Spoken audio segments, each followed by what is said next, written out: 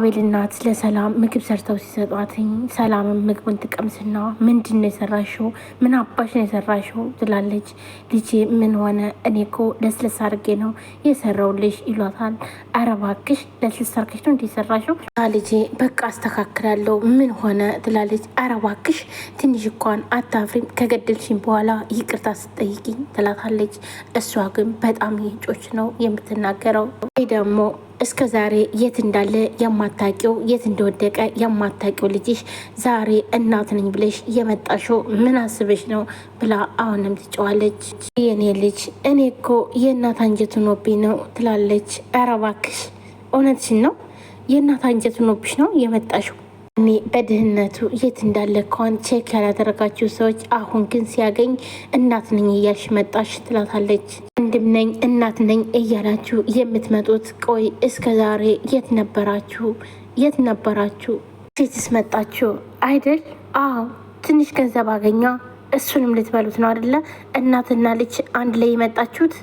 እኔ ልጅ እኛ እንኳን ገንዘብ ፈልገን አይደለም የመጣ ነው ትላታለች። ይኸውልሽ ትሰሚኛለሽ? ከቻልሽ ቤት ፈልጊና እዚህ ቤት ውልቅ በይ ትላታለች። ትንሽንም ማየት አልፈልግም። በጣም ነሰለችሽኝ። በጣም ሳይሽ ራሱ በጣም ታስጠይኛለሽ ትላለች። ሰላም እንደዚህ የምትላትኝ የአቤል እናት ነው። የአቤል እናት ደግሞ በጣም ትልቅ ሰው ነች ስትላትኝ የአቤል እናትም አንገቷን ደፍታ አለቀሰች። በጣም አለቀሰች። በጣም ነው የምታሳዝነው። እውነት ለመናገር ፊልምም ቢሆን የአቤል እናት ሲያለቅሱ እንባዬን መተው ጓደኛውን ደውሎ ዛሬ በጣም እፈልግሃለሁ ሰርፕራይዝ አለኝ ይለዋል። እሺ ብሎ የሆነ ካፌ እየጠበቀው ነበረ። እናም ያገኘዋል። ሰላም ጓደኛዬ ብሎ ሰላም ይለዋል። ምን ነው አቤላ በሰላም ነው ይለዋል።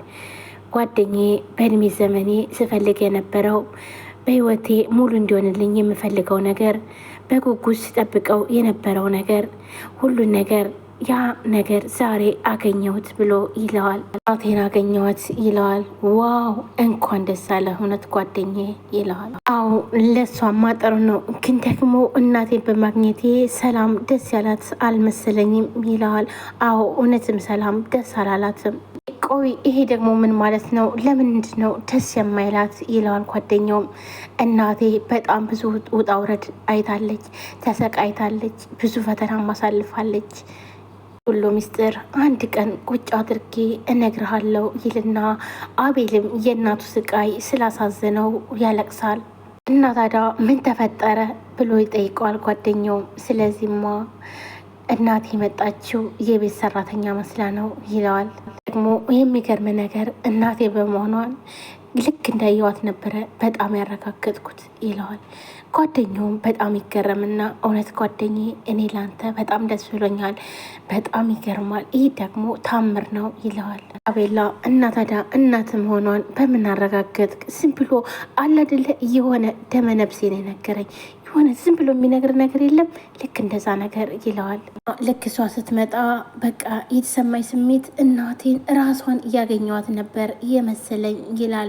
ሰላም ሰላም፣ ውድና የተከበራችሁ የቻናል ቤተሰቦች እንዴት ናችሁ? እኔ በጣም ደህና ነኝ። ውድ ቤተሰቦች ዛሬም በአዲስ ቪዲዮ መጥቻለሁ። እናቱን የቤት ሰራተኛ ያደረገው ባለማወቅ የሚል ድራማ ቀጣይ ክፍል ይዤላችሁ መጥቻለሁ። ሁላችሁም ቪዲዮ ላይክ፣ ሼር፣ ሰብስክራይብ እያደረጋችሁ ስለምታበረታቱኝ አመሰግናለሁ። ደግሞ አዲስ የሆናችሁ ሰብስክራይብ አድርጋችሁ የደወል ምልክቷን መጫናችሁን አትርሱ። ውድ ቤተሰቦቼ ሁላችሁም ላይክ አድርጉልኝ። ቪዲዮን አዳዲስ ድራማዎችን እየቀርባለሁ ማለት ነው። አሁን ቀጥታ ወደ ቪዲዮ። የሚባል ነገር የለም። አንተ ቆይ የተማርክ ሰው አይደለህ እንዴ? ስለዚህ ዲኤንኤ አስመርምረህ ሁሉን ነገር ማወቅ አለብህ ይለዋል ጓደኛውም። ደግሞ ምናልባት ተመርምራ እናት ባትሆንስ ይለዋል። እንዴ ተው እንደዚህ አትበል ይለዋል። አቤልም በጣም ይደነግጠዋል። ተው እንደዚህ አትበል፣ የሰይጣን ጆሮ ይደፈን። እኔ በወንድምነት ነው ይሄ ምክር የመከርኩህ፣ ለአንተም ደግሞ በጣም ጥሩ ነው፣ እርግጠኛ ትሆንበታለህ ይለዋል ጓደኛውም። ታዲያ እርግጠኛ ነህ? እንደሱ ማድረግ ነው የሚሻለው? እንደኔው እንደሱ ይሻላል፣ ብዙ ነገር አለ ይላል። እሺ በቃ ምን አደርጋለሁ ይላል ጓደኛውም።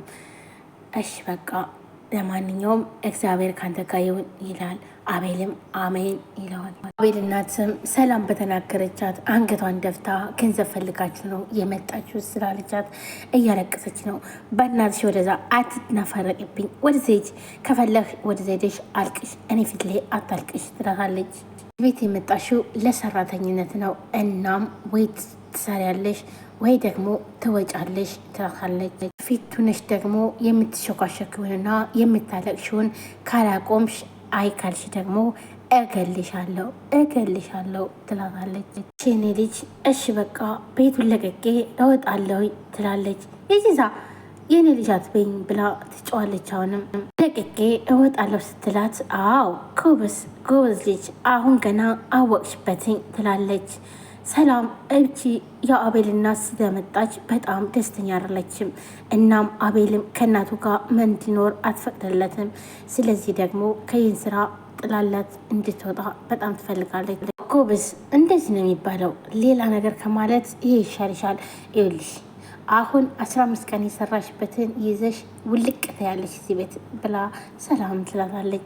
ቤት እየፈለገች ነበር እና እስቄ ነበር እያፈለጋት ያለ።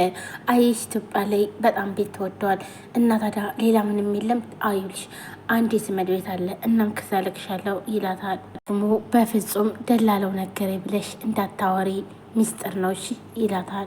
በጣም አሪፍ ቤት ነው፣ ግን ደግሞ ችግሩ ሚስትየው ሰው አትወድም፣ ባልየው ደግሞ በጣም ምስኪንና የዋህ ነው ይላታል። እሷ ካላስቀየመችሽ ይላል። እና ታዲያ አንተ በደንብ ታውቃቸዋለህ?